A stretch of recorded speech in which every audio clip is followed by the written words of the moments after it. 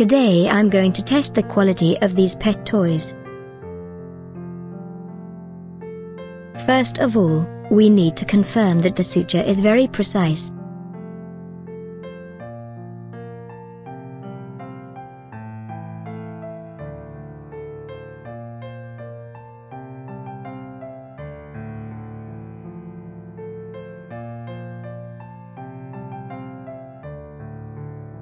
Second, the material used in the product is non-toxic.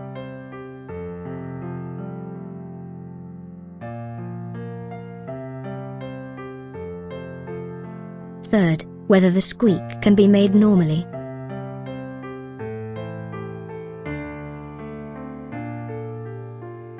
Finally, whether the material used is non-resistant or not. The composite fabric we use has this function.